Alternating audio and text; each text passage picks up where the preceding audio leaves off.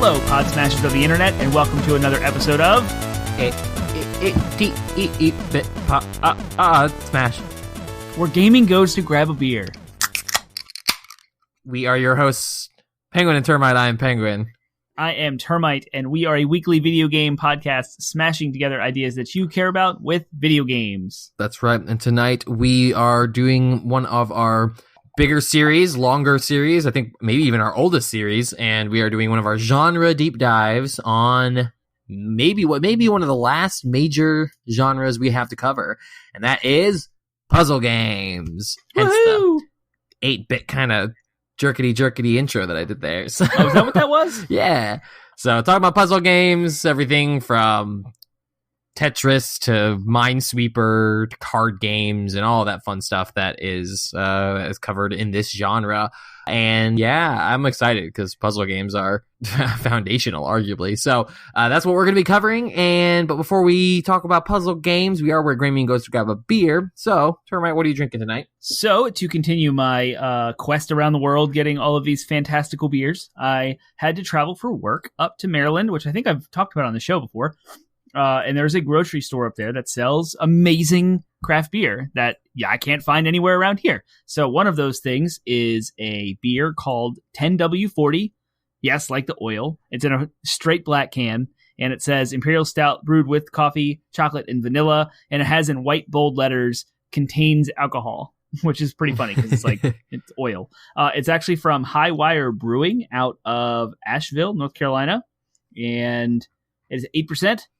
And it is what it says, an Imperial Stout with coffee, chocolate, and vanilla. It's very coffee forward, and it's rough around the edges as far as like feel in the mouth because it's not a cream stout. It's a harsh Imperial Stout, but it's very well balanced. The chocolate and vanilla sweetness does not overpower anything. It's just kind of a little bit hanging out on the side of your tongue like, oh, hey, this thing's a little sweet too. Mm-hmm. And the best thing about all of the nuances that I just described is that I don't have coronavirus because if I did, I wouldn't be able to taste it.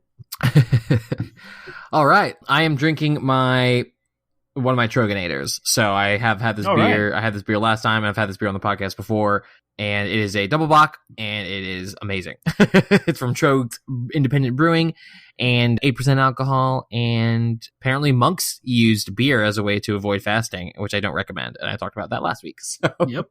But I love it. I think it's very, very malty, kind of got a little bit of chocolate sweetness to it, and just a kind of thick-bodied, rich beer. It's for a beer that's not a stout.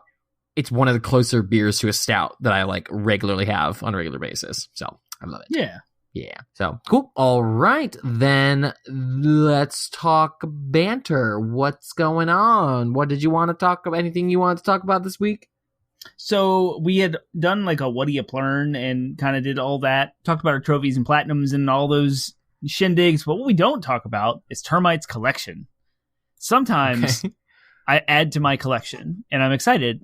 I'm debating. I was gonna try to do this for favorite things, but then bantering. Like I do want to talk about the country because even though it might be outdated, it's still relevant when someone listens to this. But anyway, so. A generous coworker had given me a PSP. I talked about that as my favorite thing. So I've picked up 2 new games. And because we're talking about puzzle games, they're both puzzle games that I haven't played yet that are actually renowned. And one of them is Lumines, arguably like the best one. And I haven't played it yet. And the other one is called Exit, which also looks very interesting and very PlayStation, if you know what that means. It's like, you can tell they're PlayStation games by looking at them. So over the weekend, I went down to Dawnstar Games, which we hope to make friends of the show. We haven't yet, but we want to interview them at some point. We have reached out in the past. And I picked up 4 new titles to add to my collection. And so I picked up a copy of Final Fantasy Crystal Chronicles for GameCube, which I know you have a copy. Now I do too. I do. Mm-hmm. I picked up the original Medal of Honor on PlayStation. And it's because I had this fond memory of renting it. And I thought it was revolutionary, like my own self, completely validated over the holidays. My mom dropped off a box of magazines that were in her attic still, and there were retro gaming magazines from GamePro, and one of them had Medal of Honor featured in that article. So I read it, and it really was like amazing and game-changing, paradigm-shifting for how they were historically accurate, how they got the story together. They interviewed real vets, and they tried to make this World War II veterans and craft this story that gives like reality to it. Like it does it justice. And so like I'm excited to play it again. I want to see it because it's so old. It's like going back to play N64 games. It's like, yikes, this didn't age well. But I haven't played any of the games yet. I picked up another entry in the Ratchet series called Deadlocked. It's one of the PS2. Awesome. I think that might actually finish my Ratchet collection, but I haven't put them all together and done the research to see if I've gotten them all. But I might have every single Ratchet & Clank game made.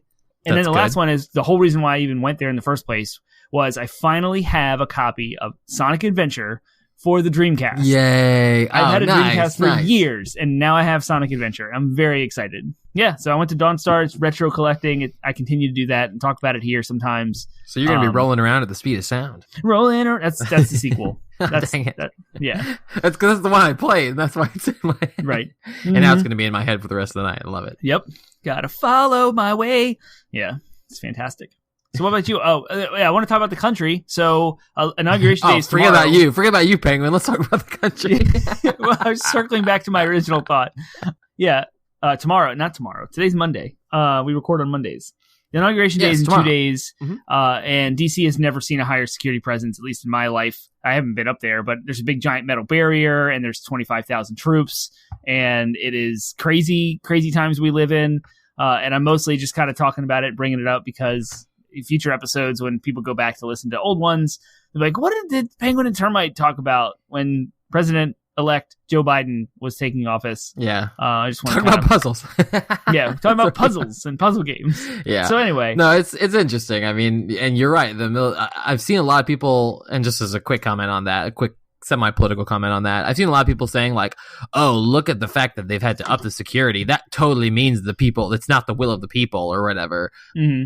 And it's like, no, it's the will of the people. There's just a large minority of people that have been convinced that the majority didn't elect the president, and therefore have been demonstrably willing to act violently on that belief. So yes, that's why there's an increased security, is because of a large minority specifically choosing those words. It's still a larger number of people, but they are ultimately the vast minority in this country have been. Because even people who did vote for Trump and didn't vote for Biden, there's still a large amount of them who don't believe that it was unlawful election. So it is a small, comparatively small group of people, but large in actual, like, just quantifiable numbers.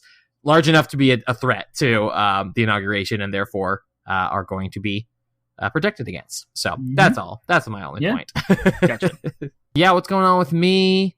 I just had my family today, so there will be some favorite things I will talk about because we had them over for the first time for the holiday season, sort of as a late Christmas celebration, because one of my sisters got COVID and so had to recover and be not symptomatic for a few weeks before they could come. So all that happened, all that's good. We still wore masks and had a good inside celebration, but it was fun seeing them. And yeah, I got some stuff. I got some. So that was the flurry of presents. Yeah, okay, exactly. That makes sense now. I didn't realize you were having a holiday. You just like sent me these pictures of stuff. You're wearing a crazy sweater. I'm like, where's all this coming from? Like, you just money bags? You just went shopping? Like, no. I got Christmas presents. I got presents. That makes total sense now. Yep. So got it. And that was good. So I ended up taking a long weekend. I was supposed to have an appointment on Friday, so I took Friday off as well, and so I ended up having a 4-day weekend. But the problem was, first thing in the morning, I got a text from my provider, and they were like, "Oh yeah, we are having trouble with your insurance, so we actually ended up having to postpone your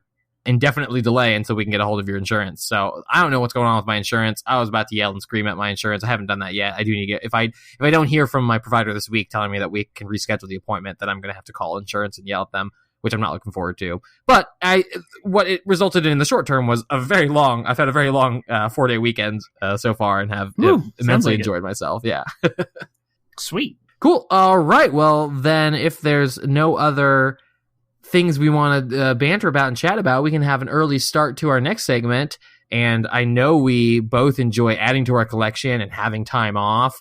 And we both enjoy the fact that we're going to have a new president tomorrow. But even though those things are our favorite thing, doing this podcast is our favorite thing. Doing this podcast is our favorite thing. Long, winding segue. It was great. That was like I was here for it. I went on a journey with you.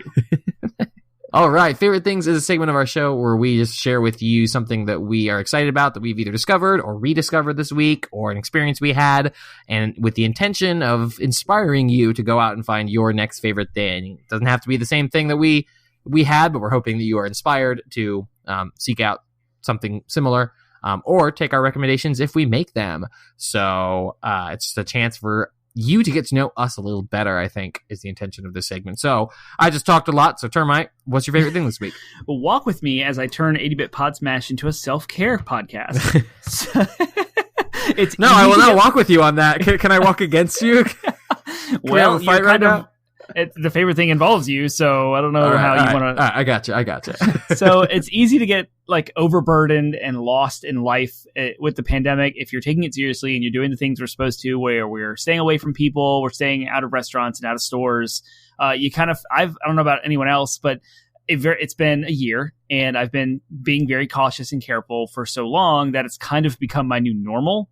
And initially, kind of from March through the summer of 2020, it was warm, so going outside was always an easy option. It was kind of like we're still used to the old way of doing things, and the only thing we really had to change is now we have to be outside, and we can do that because it's warm. Mm-hmm. So that's kind of how it was. But now we're in the winter, and you can't just go outside and hang out with folks or have cookouts and do things. And so I found myself in a rut of really stark isolation with people-to-people, face-to-face interactions. I interact with people every single day because of work. I'm on Zoom meetings all the time, church things, friend Zoom calls. Like, we do all kinds of stuff with people online, but the actual face-to-face thing. So I was perusing the book faces, and I saw that one of the local breweries had a outside seating area with some fire pits, and that sparked an idea of, man, I need to make it. Like, yes, it's inconvenient to leave my kids and try to because kids can't play outside in the cold around a bunch of people trying to drink beer. It's just disruptive and it's not fun. So obviously I'm not bringing kids, and find someone or leave them with my wife and go out. So we did. And it was amazing. We went after church on Sunday. You and I both went to Red Dragon Brewery and sat outside, had great conversation, and we shared beers, and it was really, really cool and also completely safe from coronavirus because we were 6 feet apart. We went through a drive-through / food ordering truck, whatever the crap I did. And we brought our own food, sitting outside while running in to grab a beer and coming back out with masks on. And there was a fire pit too. So we weren't just like freezing our buns off. Like, there was a fire pit, but it also happened to be not the coldest day either. Right. Yeah. So it was like in the 40s. It was sunny. Yeah. And so it was totally comfortable and fine. And it's something that I need to make more normal as we approach this final lap of the coronavirus. The vaccines are out, but they're slow, and I'm on a list. It's fine, but however long it takes to get there, I still want to make sure so self-care. Like, if you are finding yourself out isolated and home and quarantining, there are options, and they were not obvious to me. So maybe I inspire you to, look up some local places where you might be able to sit outside under a heater and if have you're a great local, conversation. You can reach out to us and see if we want to get a beer with you. We totally will do that. That's totally right. Yep. You can totally get a beer with Penguin and Termites. Absolutely. We would be happy to get a beer again with each other and you. So yeah, do it. That's a suggestion. Yes. Yep. Cool. I love it. Anything else to add with that? That was my favorite thing. Nice. It was also one of my favorite things this week, but it's not the favorite thing I want to highlight tonight. I didn't give you any presents. I'm sorry. Yeah, no, I'm totally super materialistic and shallow, which will be reflected in my favorite thing right now. My family got me, my sister and my mom, I think, chipped in together to get me a PlayStation 5 camera, the HD camera. So it's not the most ideal streaming setup I could have, because ideally I spring for that $140 capture card. But in the meantime, I'll finally be able to play my PlayStation 5 games without having to stream it to my laptop via remote play. So hopefully that should increase and improve the overall streaming quality of Penguin's weekly Wednesday live streams.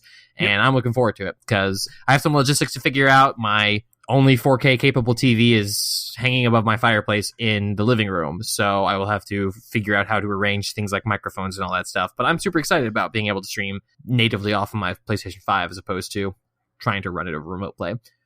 So yeah, that's exciting. So that's my super shallow materialistic. But I too enjoyed our conversation and our time together. I told my wife, and I actually ended up telling my friend Justin too randomly because we had been chatting while playing Remnant.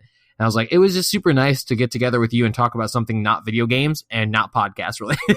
Yeah. Because we're friends. In addition to being co-hosts, we are friends. But I do feel like, especially during this last year when we haven't had many opportunities to hang out together in a social setting, I do feel like most of our conversations are spent either talking about video games to generate, our thoughts on them in order to talk about them on the podcast. Not necessarily the intent. We want to share our thoughts with each other as well. But nevertheless, it's usually about like video games and then also podcast business. And very rarely do we get a chance to talk about anything in between that, aside from the occasional political rant that either one of us may or may not have. So just being able to just catch up and chat and talk about life and talk about things going on in our lives was great. So I enjoyed that as well. Yeah. So, but get yourself a PlayStation 5 camera if you don't have a capture card already. Right. So cool. Awesome. Well, that's favorite things. It leads us to our next segment, which is DLC. Downloadable content is a segment of our show where we have a fun mini discussion, a fun side thing where we have a conversation you would normally have about video games. And it's usually got some kind of prompt that we kind of improvise on the spot, our thoughts and reactions to. And this week, it is going to be related to our main topic on puzzles, but kind of side related. So I'll explain. Puzzles can kind of be seen in their own ways as, we had a whole episode on what I called analog games in this podcast, which are not digital. They're not video games. They are any kind of game that is a physical, like local game. So tabletop RPGs count as these, card games, puzzles, and like physical puzzles, and board games, which I want to talk about. I want to kind of use board games as a cousin to puzzles, physical puzzles, to inspire our DLC this week. Okay. So how does this connect to video games? How is this a conversation we normally have about video games? You got to tell me. I don't know. There are some there are some very famous board game mascots. And so I want you to think of a famous board game mascot from any board game out there, or analog game, or even puzzle, if they have them. And I want us to together imagine what would a video game for that mascot look like. So if you need a second to think, I have one that we can sort of use as a primer for discussion. And it's the obvious one. Oh, okay. Yeah, I got one. Okay. Do you want to go first? No, he doesn't have a name. His name is Munchkin. Oh, the Munchkin series. From Munchkin. Yeah. Yes! Oh my gosh. Yep. There may be a Munchkin video game out there for all I know, but a Munchkin video game would be awesome. I feel like it'd have to be like a turn-based. I want to say there is. I'm looking it up now. You can probably hear my typing. But I want to like come up with our own idea. Even if there is one out there that exists, like it's probably just like a card, like a digital version of the card game. I'm talking about like I would love a full-blown video game, Munchkin video game, and in my imagination, it's like a turn-based RPG, but it's multiplayer, so you have to play it online. And you can always choose when you're fighting monsters. It's 4 of you fighting monsters cooperatively, turn-based, but anybody can at any time attack their team members and are incentivized by the game to attack you. So you're fighting against a monster together cooperatively, but also fighting against each other and competitively. Okay. That's in my mind. Because that's Munchkin to a T, right? Is like you're competing, but you're also kind of trying to cooperate and scheme with one another, and you can team up with other people, and you can have secret chats. It'd have to be a PC game because you'd have to have like multiple chats going on privately with people scheming and plotting and manipulating. It would be awesome. I think they made that exists. It's called Munchkin Quacked Quest. It is a dungeon crawler. It looks top down like Diablo, and it's co-op but competitive, and it's a dungeon crawler, so you're going through busting down doors and getting treasure. Nice. And you can stun your partners and knock them aside to steal the gear and stuff. Customize your character. It looks wacky and hilarious. That's amazing. I want to play this. I didn't even know it existed. Yeah, it's on PS4. It came out in 2019, and apparently it was rated on Steam as 5 out of 10. So, maybe not. Yeah. Then I want a better one. I want like a turn-based RPG one. Like I imagine like what would a multiplayer old school Final Fantasy game look like? Not like the MMOs. I mean like each person control. If you were playing Final Fantasy 7, but each person only got to control one character, and those characters could choose to attack each other instead. That's what I want. Yeah, that's a much good game I'd love to see. So, let me think here. I have to come up with one as well, right? That what we're that was doing here? yours technically. I kind of took the reins with it as to what I would imagine because you got me super excited about it. But if you want to, you give me a board game. yeah, I got you. Perfect. Gotcha. And the one that I had in mind is the obvious one. I don't know his exact name, but I always called him Mr. Moneybags from Monopoly. But oh my gosh, that's awesome. Oh, I think his name is Mr. Monopoly. Yeah, Mr. Monopoly. Yeah. What would a game that was... And again, they probably have Monopoly games out there, and totally they have digital Monopoly versions. But I'm talking about, like, you are in the shoes of Mr. Monopoly or whatever, and you're Mr. Moneybags, and you are like, what does this game look like? There's clearly one direction this goes, and it's the only direction this goes, and that is Grand Theft Auto Monopoly. That's exactly what I was hoping you would say.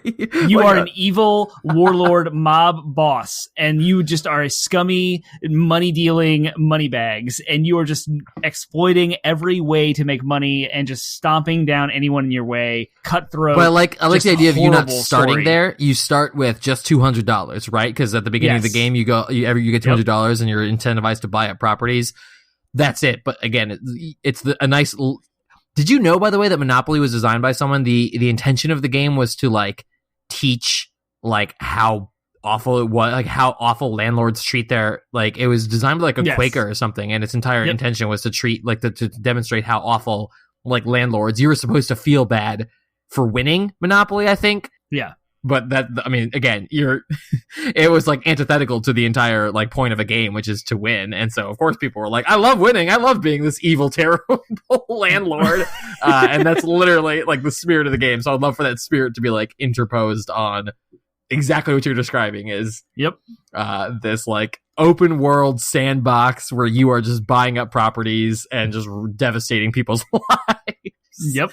Yeah, I love it. It's great. And of course, it can be online, so it can be competitive too, where everyone's trying to stomp over each other's properties and like buy the best stuff and like have a monopoly, gang wars and all the things. Yeah, heists, stealing. You can bring someone's hotel down, like that kind of stuff. Yeah, because why else would there be a jail? You know what I mean? Like in the Monopoly game, there's a jail, so clearly the stuff that you're doing is underhanded and arguably illegal. So that needs to be reflected in the spirit of the game, and there needs to be law enforcement, and you need to be sent to jail. Yep. But I would like it. It would be great if there was like less violence. Like it's not like a shooter game. It's so much more just like business almost deals? an economic warfare game. Where you are just it's like a political drama, but instead of politics, it's money and economics. The Wolf of Wall Street, kind of like the founder. Yes. And you're like tanking people's stocks and stuff like that. Yes. Great. I love it. That would be awesome. It could be in the vein of like LA Noire, even in the 40s. Like, that'd be amazing. It would be, and there was super emergent gameplay. I love it. And the amazingness of the free parking space, where like it's a house rule whether or not all the fines and fees get collected into a massive pile, and if you land on free parking, you get all of that money.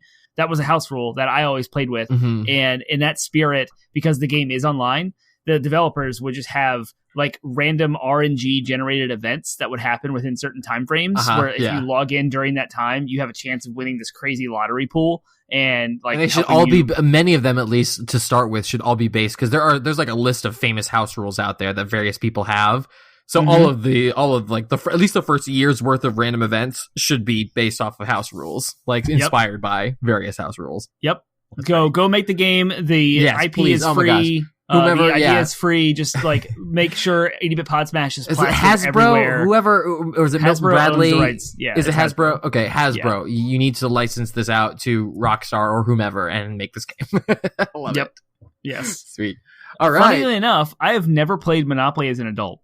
Neither. I hate Monopoly. I absolutely hate Monopoly. At least as a kid, I loved it, and like I would love to get a group of people together, adults, to like set up a table and play Monopoly and the actual way of the rules, the letter of the rule book, no house rules at all, and like play through it the way it's supposed to. And I know it can take forever, but so does things like Gloomhaven and other like nerdy games that I love and adore. So let's like set up a table that's permanent. And we maybe take multiple nights. You can do it. I'm just not going to join you. Run through, and everyone has that reaction. I'm dying to like really get into a game. You need to find some Monopoly fans. I'm just not a Monopoly fan. I'm not saying it's a bad game. I just hate it personally. Yeah. So I want to try the new version with like the digital counters, because I don't like the paper money and I don't want to count.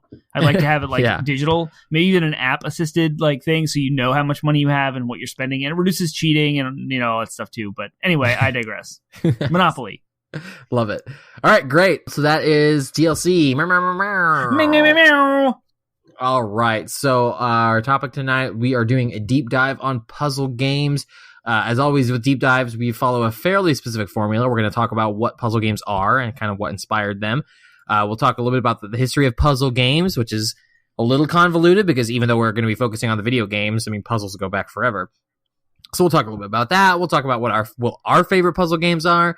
We'll talk about what innovations have been revolutionary and what kind of impact it's had. We'll talk about the downsides of puzzle games, and we'll talk about the future of puzzle games and what we want to see from it. So that's kind of the outline we'll be following. And let's jump right into it. What are puzzle games? And more importantly, as far as I'm concerned, what are puzzles? Well, as we always do with these types of episodes, looking at Wikipedia and seeing the like defined idea from a community aspect, we'll just read that. Puzzle games focus on logical and conceptual challenges, while many action games and adventure games include puzzle elements in level design. A true puzzle game focuses on puzzle solving as its primary gameplay activity. Rather than presenting a random collection of puzzles to solve, puzzle games typically offer a series of related puzzles that are a variation on a single theme. This theme could involve pattern recognition, logic, or understanding a process. These games usually have a set of rules where players manipulate game pieces on a grid, network, or other interaction space. Players must unravel clues in order to achieve some victory condition, which will then allow them to advance to the next level. Completing each puzzle will usually lead to a more difficult challenge. That's the gist. Yep, and I mean they can include things like matching based puzzles, things like categories such as patterns, colors, shapes, symbols. Think of Tetris. Visualizing, manipulating objects in space and time, which is like literally every game ever. Right, yeah, it's like Mario. Like, yeah, right. Memorizing complex patterns, also every game ever. I mean, even first-person shooters, you're doing exactly those things too. Yep.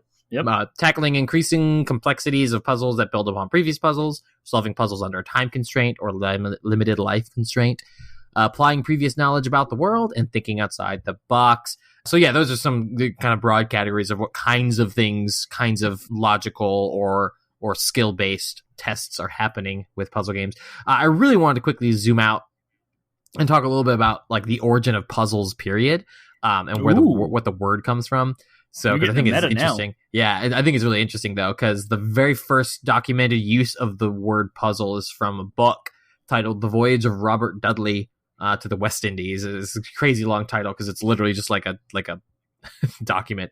But it originally was like a verb, and they talked about like it was puzzling. Yeah, puzzle is a verb, like oh, I'm so puzzled right now. Like I am in a state of puzzlement. Is kind of how it was originally used. So it was meant to be something where you're confounded, you're confused. But later it began to be used as a noun, and specifically the meaning developed of a perplexing problem. So from a broad standpoint, what is like a simple definition of a puzzle? I really like Wikipedia's here, which is just a perplexing problem.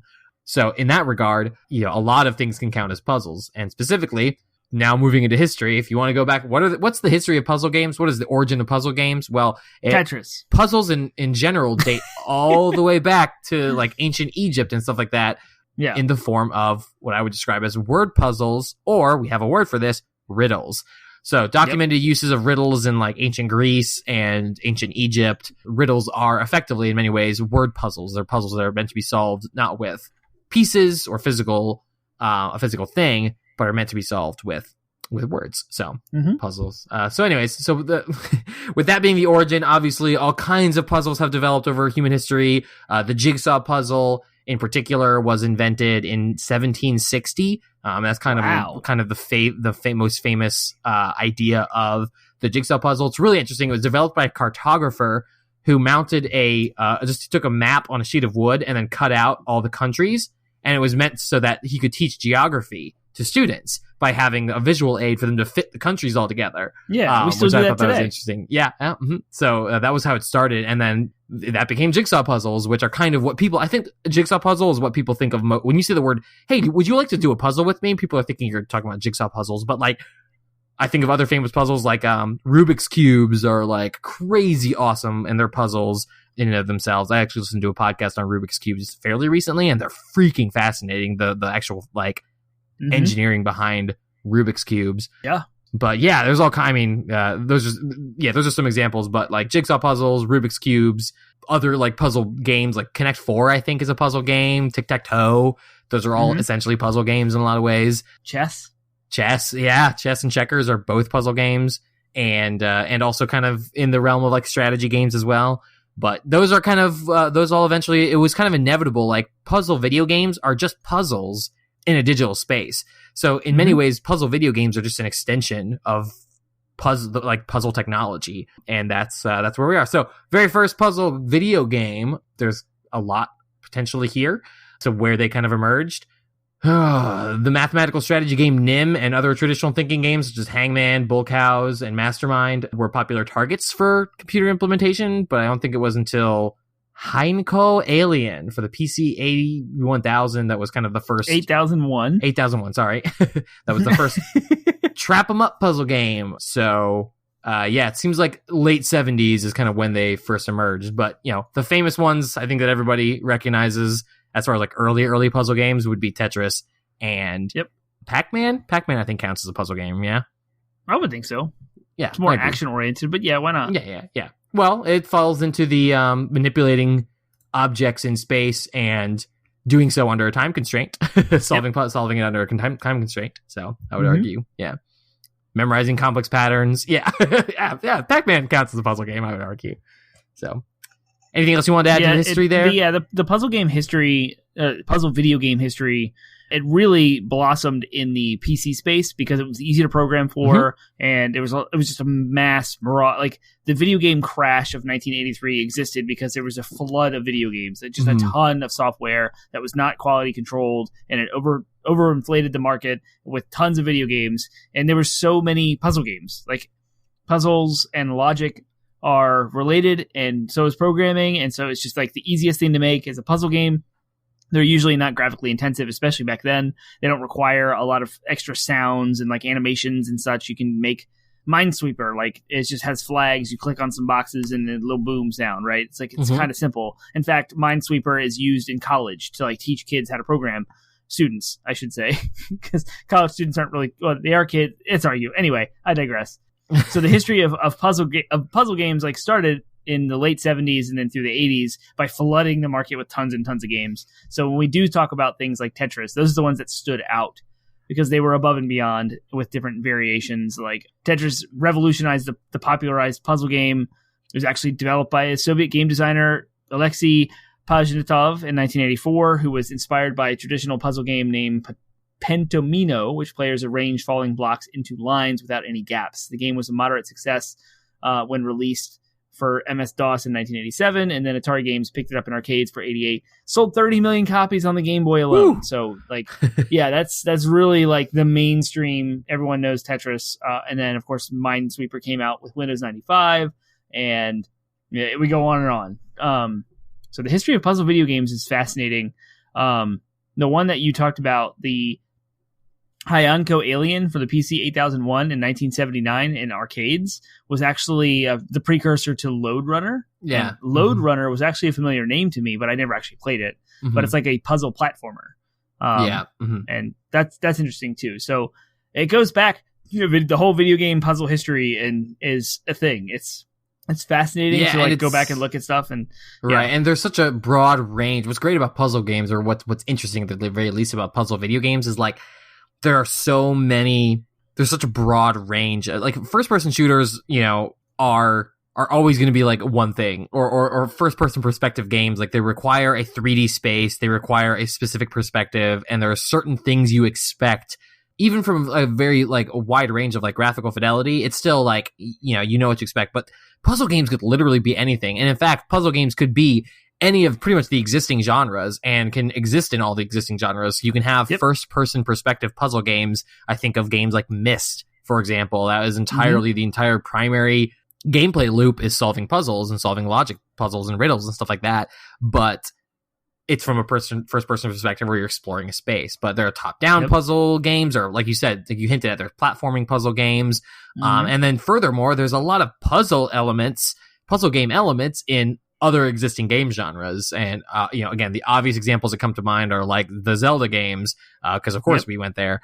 But I mean, there are rudimentary puzzles in World of Warcraft and rudimentary puzzles in Anthem, and just like, puzzle elements will be present in Think of a Uncharted, lot of games, which is like a parkour action third-person shooter game, and yet there are puzzles in Uncharted. Lots of puzzles in Uncharted, yeah. Not just climbing puzzles, but like, exactly, like doing, like having to match and having to using the environment to find clues and using those clues to like set things in your world correctly. Yeah. So I mean, the idea of puzzle in game is, I mean, arguably puzzle is the, like, if there is one like genre element that is pervasive in the video game industry, and I think I've argued this on the podcast before, that in many ways you could consider every single video game is a puzzle, because by the very definition of puzzles, or by the sort of categories that they use to describe like what is a puzzle game, like matching objects based on categories, you do that in Destiny. You shoot the red shields with the red guns and shoot the blue shields with the blue guns. Borderlands, you do that.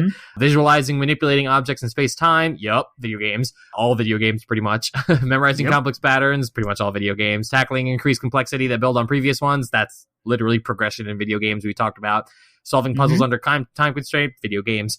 Applying previous knowledge about the world, video games. Thinking outside the box, video game. Like you could argue that every game, from a first-person shooter to a racing game to a MMORPG, all have some form of those elements. But I do agree. We could then be like, cool, this is a video game podcast. Let's talk about every video game ever. No, we are going to narrow down on games that specifically use puzzles as the primary means of action, beyond just shooting and looting and running and jumping and all that stuff. So, cool. So, that leads us to our next question, I guess, which is, what is your favorite puzzle game? This is my favorite segment of these kind of genre deep dives, is like where we talk about our experiences with the genre, and what our favorite lifetime memories are with puzzle game. Well, now it's puzzle games, but insert any genre here. So, what are my favorite puzzle games? I was introduced to Tetris at a very young age. In fact, we had a Game Boy that came with it, and we traded Tetris away for Zelda because an adult of, 30-some years plus of age wanted to play Tetris, and we wanted to play Zelda because I love Zelda. Of course. And that was Link's Awakening. That's not even a question. It is one of my favorite Zeldas of all time. So anyway, I did play Tetris early on. I remember some of the like Super Nintendo era puzzle games more than anything NES, just by my age. I was born in the 80s, so like the 90s were my video game formative years. And we had a Super Nintendo where we would rent games every week. So I went through games like Yoshi's Cookie, Wario's Woods, and one that stood out a lot, and I'm getting somewhere with my favorite. One of my favorite puzzle games of all time is Tetris Attack for the Super Nintendo, which was themed around Yoshi's Island. The music is banging, bumping, and amazing, and it is the precursor to a genre of puzzle games we know today as the Match 3. So if you ever played like Candy Crush or any of the millions of other clones out there on your phones, like one of the origins of that is the Tetris Attack. It was later kind of recreated on the N64 Pokemon Puzzle League, and then even more on the DS. I don't remember the name of the game, but there was a clone again of that. And the multiplayer aspect of that was incredible because you have this grid of like blocks that you shift to match 3, but you erase a line and the blocks fall and you can create combos. And the bigger your combo and the more blocks you do with fewer moves, the more blocks you give to your opponent. And so it added the multiplayer competitive live action aspect to puzzle games. So Tetris is one thing, racking up a high score based on your grid that you do. You erase your lines, you get your high score. But Tetris Attack brought it to a whole new level. And it was like, we're playing multiplayer. My brother and I played it for hours. T-Bone is amazing at this game. He's incredible. He crushes me constantly. He plays on the hardest difficulty for hours, loves it. He still plays it to this day. And that's like, fundamentally, I could argue that might be my favorite puzzle game of all time. Nice. Absolutely incredible game. And getting more modern, one of my favorite puzzle games of all time, Portal. 1 and 2. I would put 1 and 2 right next to each other. They're amazing. 1 I don't think is any better than 2. I think they're just awesome.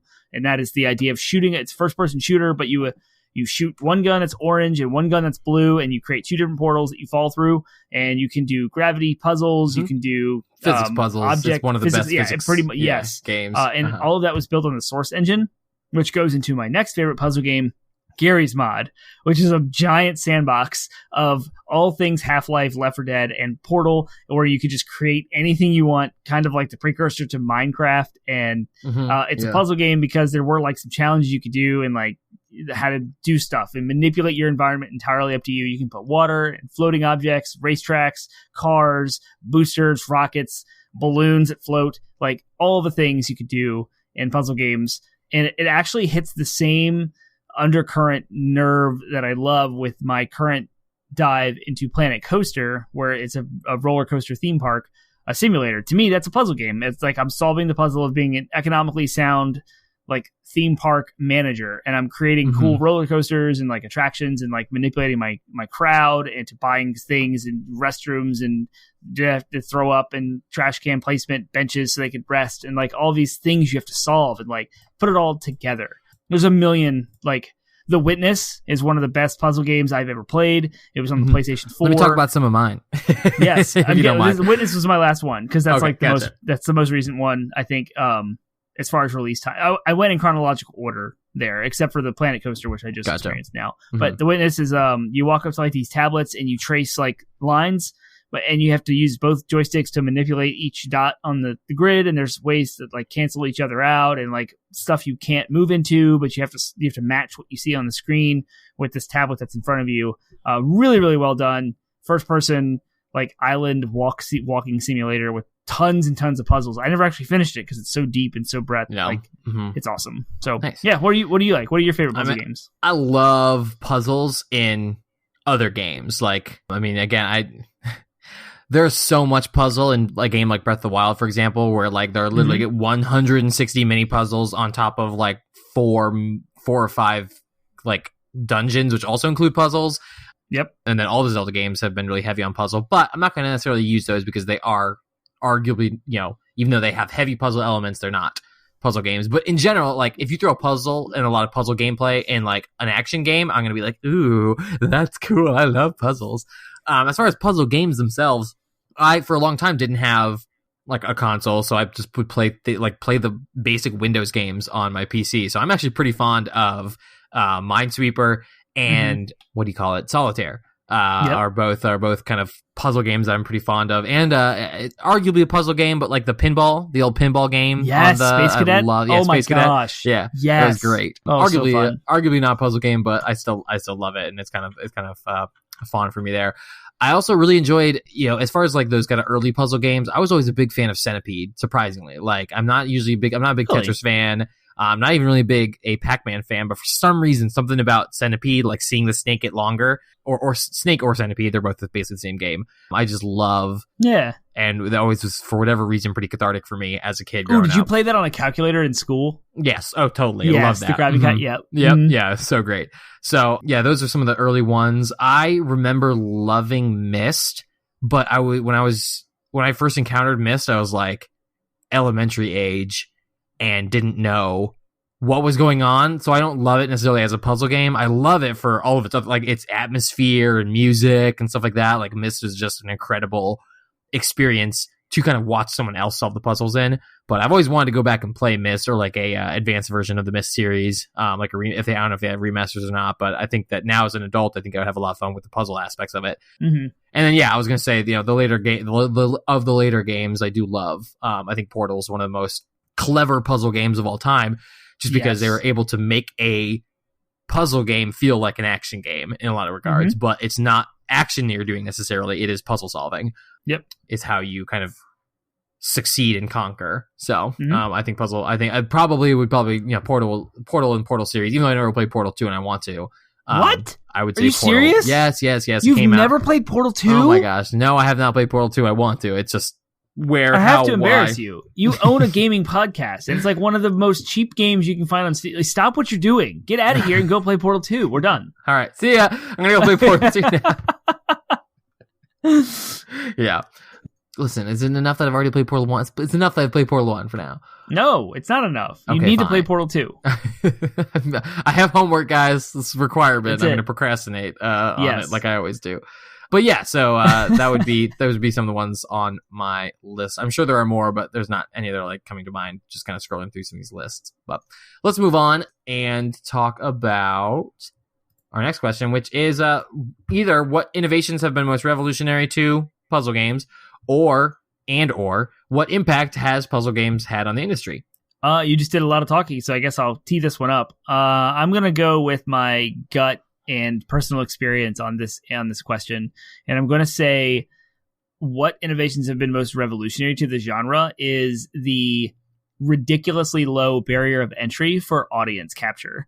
And what that means is the Wii and the DS, i.e. Nintendo, completely capitalized on grandma and grandpa, old people, like young folks, their kids, like young, like 5-year-olds even, to get into games like Brain Age and Sudoku and all of those types of puzzles that could exist on the Wii and the DS specifically, drove sales like through the roof, because Nintendo would always do the Disney magic that they do with video games, and they would make stuff like Brain Age is super fun, it's super addicting, and it challenges you just enough to like keep you going, and it had a dangling carrot effect of like, I want to keep going, I want to have fun, and like that's kind of what innovation has been to puzzle games. Like we talked about how logic, programming, and puzzles are all related, and so it's super easy. The barrier of entry is really low for development, so indie studios can pick up and make a puzzle game that's a lot of fun. And then you think of how like PopCap Games took off, and Angry Birds. So we had Peggle.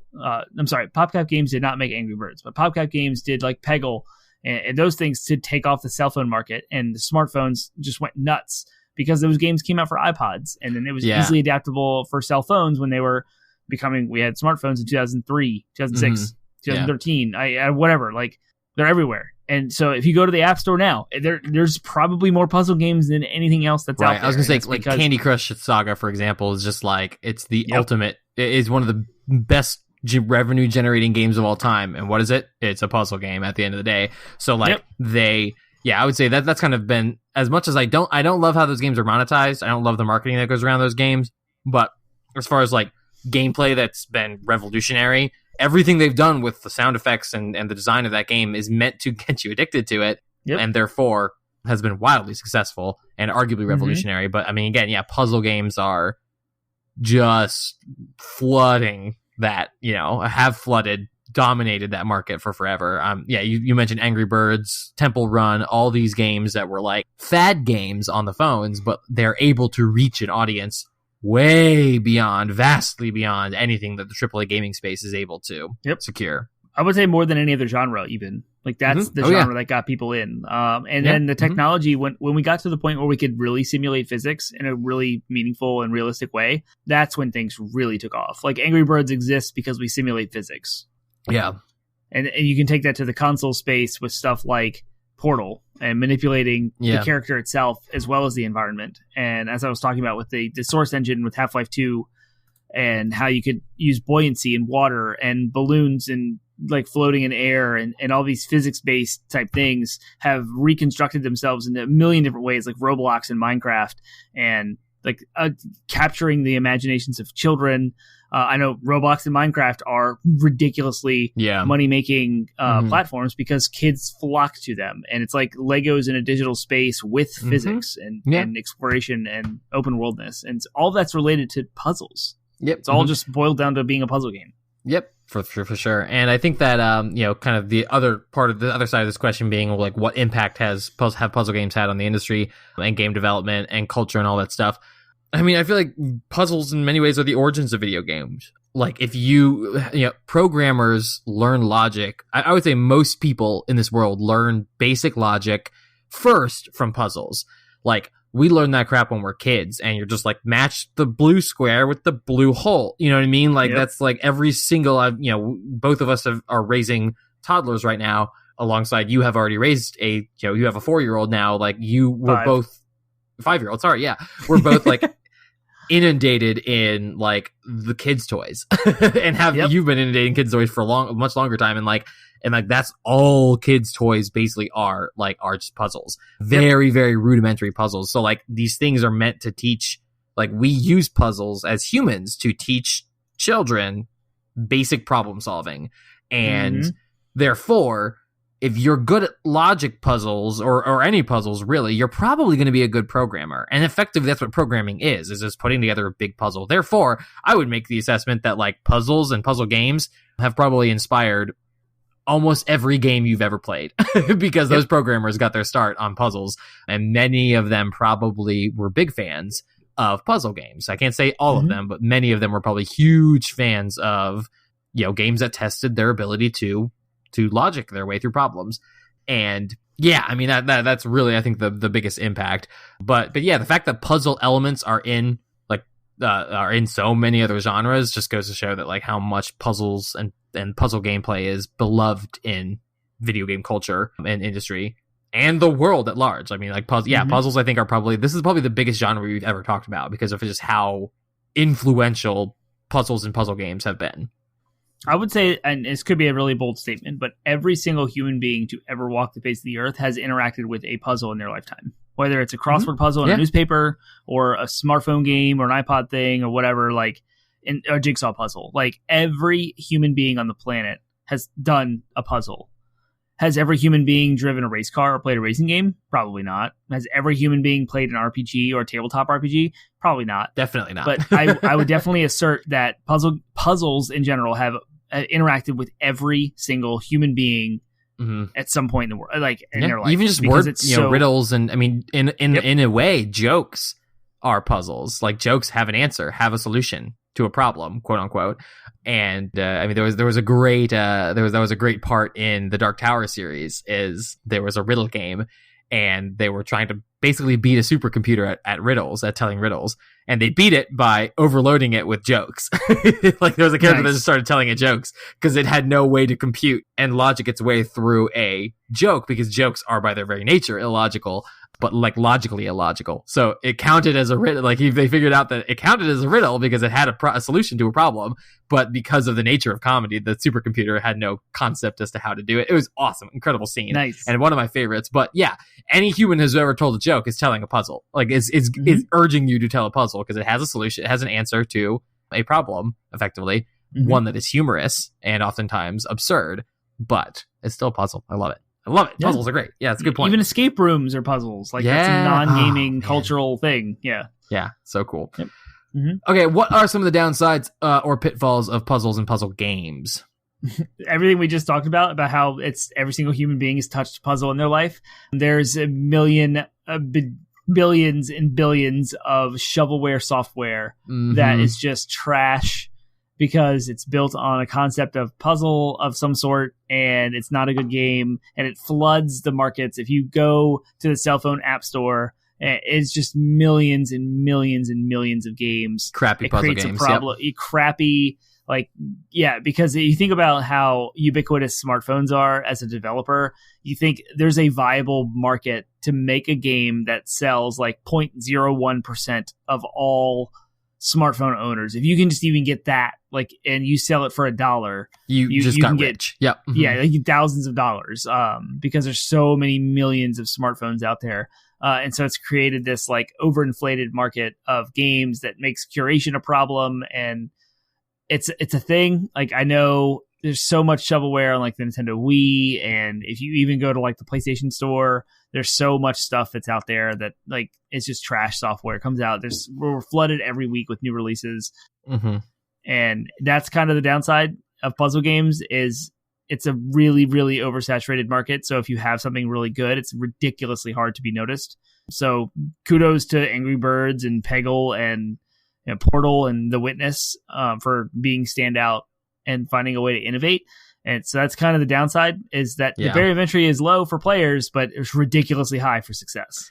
Yeah, a couple things with puzzle games that come to mind as downsides of the medium in general are puzzle games, I think, are harder to make interesting and engaging than many other genres because there's this sort of there's definitely a phenomenon, I forget what it's called. It sucks that I'm blanking on it, but there's this phenomenon where we're getting with each subsequent generation, the IQ scores are going up or something like that, because basically all of human advancement is building upon the foundations of knowledge that came before. The fact that the internet now exists is effectively making our kids smarter. I know there are arguments to the contrary, but like people, there's more and more knowledge to work with, so much so that like we have to specialize in knowledge in order to make a living these days. But it just means the starting point for knowledge and intelligence for humans on this planet right now is, for each child that's born, it's they've got an advantage over everybody else that exists before them. So what does that have to do with puzzles? Well, what that means is like, it also the downside of that is like we require more and more stimulation, intellectual and physical and emotional stimulation, in order to like enjoy something. Yep. So as like games get more and more sophisticated, puzzle games I think have in a lot of ways fallen behind, because you can like re-release Tetris a million times, but if the gameplay doesn't innovate in cool ways like Tetris Attack, or what's the Tetris 99 or whatever it is that like like it's an MMO Tetris or whatever, like you're all solving it together with people across the world. Battle Royale like, Tetris. Yeah, that's it. Like they have to do that kind of stuff in order to like keep it interesting, because and add new things to it. I'm not saying that's not innovative, but what I'm saying is the base gameplay of Tetris has not changed in like 30 years or whatever. And so yeah, I just think that like for me, the vast majority of puzzle games are just puzzle games by themselves are just really boring. That's why I prefer puzzles in other games. Like I love puzzles in Zelda, I love puzzles in Uncharted. Like I'm like, give me puzzles in a game that's already stimulating me, because now I can feel intellectually stimulated as well as like adrenaline rush because I'm shooting stuff, you know. So I do think that can be a downfall. The other downfall is, in order to stimulate and get people hooked on them, as you kind of hinted at, they oftentimes have to, you know, resort to addiction tactics, creating gameplay loops that are like Skinner boxes that get people hooked and addicted, that ultimately are not enjoyable. Like that's the point of addiction, is that you're not actually enjoying the experience. You've tricked your brain into thinking that it's enjoying the experience, but the reality is they oftentimes make people more depressed and more anxious and more unsatisfied. So I hate when games resort to that as the primary means of like propagating itself, is like, oh, if you have to get people addicted to it. It's one thing for a game to be addictive. That's in and of itself okay. We all say, like, I'm playing Sekiro right now, I'm like, this game's incredibly addictive. But it's one thing for a game to be designed from the ground up to be an addiction. And that's kind of what you see with freemium cell phone games, all that stuff. Candy Crush. It's meant to carrot on a stick, drag you further and further into spending money on it. It's the rush to the bottom of the market. It's getting as many people to play the cheapest game possible and like monetize microtransactions. So we've talked at length about those things, and that's kind of stems from I think this puzzle game genre. Yep, I was gonna say, I think the puzzle games lend themselves to it maybe more so than any other genre. There are other genres, obviously strategy games do it. There are even RPGs out there that do it now. But it started with puzzle games because, again, the game itself was not. It's like, oh, cool, that was fun to play for an afternoon. That might have been even fun to play for a couple months. But eventually it's like, oh no, we've got to find a way to hook people on this because this game isn't actually fun. So, cool. Well, what would you like to see as our final question for these deep dives, or what would you like to see going forward? Looking ahead, what kind of things would you like to see like with puzzle games in the future? I love what they did with The Witness and taking what is kind of the quote walking simulator from like Firewatch and What Remains of Edith Finch, and taking that approach to storytelling, like The Witness, you're in Myst. I mean, like Myst did that. So let's go back to that. Like, let's take what we've learned from amazing AAA storytelling and in immersive environments and all of these things, and like merge that with really, really cool puzzles. Because yes, those are higher budget. Yes, they cost more, and so they would be far and few between, and they might not capture as many people because they seem daunting. But I'd like to see those ideas married, to have really cool like escape rooms. If done really, like I don't know of any escape room video games, because if there is any, they're kind of like in that pool of trash games where it's like not, feasible to go get because they're bad. Like I would like to see some sort of implementations of what we're doing as a culture, like modernized puzzle games that just don't exist yet. And I think it'd be a lot of fun. You could leverage VR or AR with headsets. Oh my gosh, yeah, that'd be awesome. You could utilize things like Among Us, where we're using the entire internet with Twitch streaming and communities getting together to collectively play these big puzzle games, or maybe these huge escape rooms that are, social, like monoliths, like everyone just flocks to. I want to see something like that in the puzzle genre that doesn't exist yet. I think it'd be a lot of, and they're innovating in the Tetris space, which I love with the battle royales. Like I think that's really great, but it's Tetris. It's still fundamentally the same thing. And they did that whole like Mario 35 where you're playing Mario online with Battle Royale. So they're already experimenting in the industry with how to merge popular genres with other genres, and the Battle Royale genre is popular. So of course we're going to take that and apply it to everything, including a puzzle game. Who would have thought? So yeah, I would like to see an innovation, as I mentioned, something really good and really social and just out there, especially COVID-19. Everyone's quarantined and stuck at home. It's like, let's play something together online. It's really fun and we can solve problems together. Yeah. I think that some of the best puzzles coming out of the video game space right now are coming out of, like I said, games that aren't inherently puzzle games, but they have puzzle elements. And I love what Breath of the Wild did, and ultimately actually Journey did before it, which is it made traversing the environment itself a puzzle. And that, I think, is one of the most emergent forms of gameplay that like video gaming has seen in a long time. Is it's one thing to have all these prearranged puzzles. You enter a dungeon and there's all these puzzles and you have to solve them, and you have to get a bow and arrow and solve the puzzle, whatever. Like, that's one thing. It's one thing to say, here's an environment, figure out how to traverse it. Do you want to go this way where you have to climb a lot and you might run out of stamina? Do you want to go this way where it's cold and you might want to bring some potions or get some gear that, you know, protects you from the cold at the cost of, you know, maybe having higher armor if you encounter bad, you know, monsters or whatever. So it made an environment that said there's pluses and minuses no matter what route you take. So figure it out. Get from point A to point B, and that is your puzzle. Like, I feel like that's really awesome, and I want to see more games that do that. And there probably are some out there that I just haven't encountered, but I want to see more coming out of that AAA space that are dedicated to that idea of, like, here are a bunch of, you know, physical barriers and problems. Now solve those problems using the tools that we've given you. I think that's the kind of coolest form. That's the coolest evolution and form of puzzle that I've seen coming out of video games. That only video games are really capable of. I suppose you can kind of do that with an escape room. You can kind of do that with, you could, you know, I don't know, like marathons in some ways are kind of that. Maybe not marathons, but I'm sure there are like experiences out there where you can have where they're like, get from point A to point B as creatively as possible. But I don't know, those experiences are hard to come by and even harder to succeed at if you're not athletic. So for someone like me who is not is not ultimately a doer, but just a thinker and a armchair puzzle solver, survivalist, whatever you want to call it, I want to see kind of more of that coming out of the space. So cool. I think we've experimented in that space already as the industry with like Shadows of Colossus is kind of a puzzle game. Yeah. We have the roots of what we're talking about. I think we're both hitting on the same thing, is taking something like Shadows of the Colossus, where you have this big sprawling open world and Journey, and telling a story while challenging the player to solve puzzles, but not really putting the puzzles front and center, and making the story, the artistic direction, and the atmosphere, the immersion kind of front and center, with a cool puzzle on the back end that's like, oh, this is not in the way. And I would actually fault Uncharted for some of their puzzles because they are obtuse, and they're like, they take away from the action, and there's this major story beat that's happening, and all of a sudden you fall into a hole, and you're like, you have to solve this gears, and you have to, like, this gear puzzle, and you're like, what? I just want to care. I only care about what's going to happen to Sully and Elena, and like, there's this army chasing me, and I got to get out of here and find this treasure. I don't want to solve a puzzle, and so sometimes they can get in the way. But we're both hitting on, I think, very similar what we want to see in puzzle games in the future. Cool. Yep. All right. Well, that's the show. That's puzzle games. We want to hear what your thoughts are. What are your favorite puzzle games? Do you love puzzle games? Do you hate puzzle games? What do you want to see more of in the future with puzzle games, listener?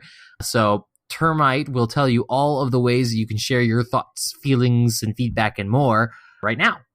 You can find us at our landing website, 80bitpodsmash.com, because that website has links to all of our other websites. So we have all of our social media platforms, all of our podcast platforms. You can find us on all the major podcast platforms, Spotify, iHeartRadio, Stitcher, Google Play, Apple Podcasts. And if we're not on some platform that you want us to be, let us know. But our RSS feed link is there. You could plug that into any third-party podcasting app you would like.